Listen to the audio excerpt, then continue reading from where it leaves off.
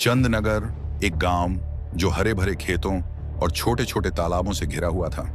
बाहर से यह गांव शांत और सौम्य दिखता था, लेकिन इसके भीतर कई राज छुपे थे।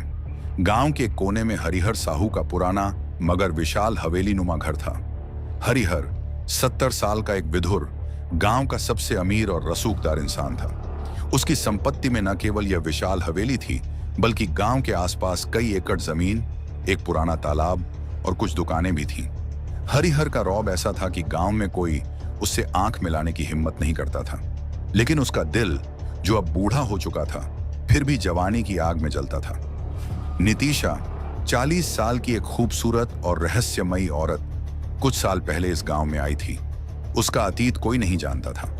वह कहती थी कि उसका पति उसे छोड़कर चला गया और वह अब अकेली थी। नितिशा ने हरिहर की हवेली के एक हिस्से को किराए पर लिया था। वह दिन में खेतों में काम करती और रात को अपने छोटे से कमरे में चुपचाप रहती। उसकी खामोशी और उसकी गहरी काली आंखें हर किसी को अपनी ओर खींचती थीं। गांव के लोग उसके बारे में तरह तरह की बातें करते। कोई कहता कि वह विधवा है, कोई कहता कि वह किसी बड़े शहर से भागकर आई है, लेकिन सच्चाई कोई नहीं जानता था। हरिहर और नितिशा का रिश्ता शुरू में सामान्य था। वह किराएदार थी और वह मकान मालिक। लेकिन धीरे धीरे नितिशा की मुस्कान और उसकी चाल ने हरिहर के दिल में जगह बना ली। हरिहर, जो सालों से अकेला था, नितिशा की ओर खींचा चला गया। रात के सन्नाटे में जब गांव सो जाता, हरिहर चुपके से नितिशा के कमरे की ओर जाता। पहले तो यह मुलाकातें छुप छुप कर होती थीं। नितिशा की हंसी, उसकी बातें और उसका स्पर्श हरिहर को फिर से जवान बना देता था। एक रात जब चांद आसमान में चमक रहा था, हरिहर नितिशा के कमरे में गया। कमरे में मंद रोशनी थी और नितिशा ने अपने बालों को खुला छोड़ा था। उसकी साड़ी का पल्लू थोड़ा सा सरक गया था और हरिहर की नजरें उस पर टिक गई थीं। नितिशा ने धीरे से उसका हाथ पकड़ा और उसे अपने पास खींच लिया। उस रात दोनों के बीच एक ऐसी आग जली जो न तो बुझने वाली थी और न ही किसी को दिखने वाली थी। हरिहर के लिए यह प्यार था, लेकिन नितिशा के लिए यह एक खेल की शुरुआत थी। नितिशा कोई साधारण औरत नहीं थी। उसकी आंखों में एक चमक थी जो प्यार से ज्यादा लालच की थी। वह जानती थी कि हरिहर की संपत्ति लाखों में थी। उसने हरिहर के साथ वक्त बिताना शुरू किया, लेकिन उसका मकसद सिर्फ उसका दिल जीतना नहीं था। वह चाहती थी कि हरिहर अपनी सारी संपत्ति उसके नाम कर दे।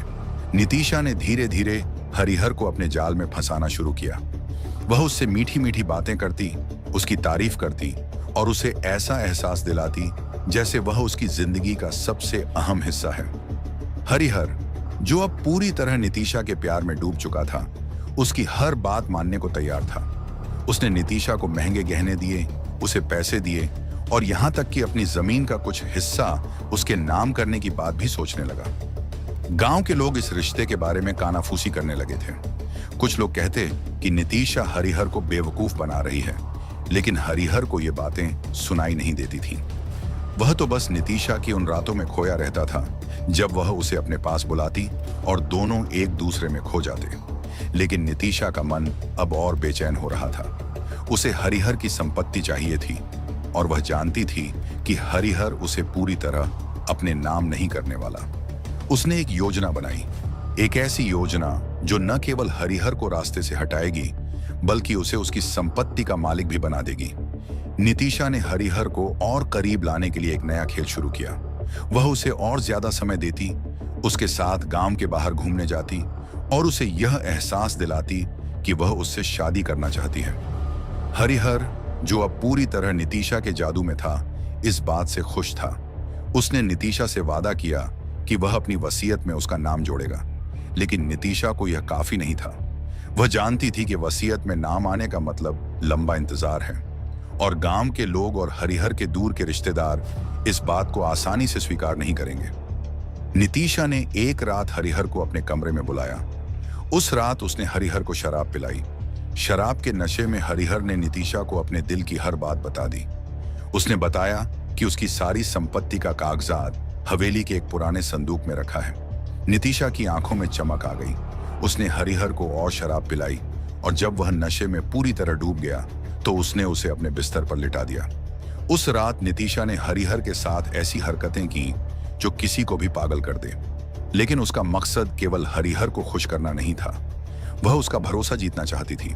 अगले दिन जब हरिहर नशे से बाहर आया तो नितिशा ने उससे कहा कि वह उससे शादी करना चाहती है, लेकिन इसके लिए उसे अपनी संपत्ति का कुछ हिस्सा अभी उसके नाम करना होगा।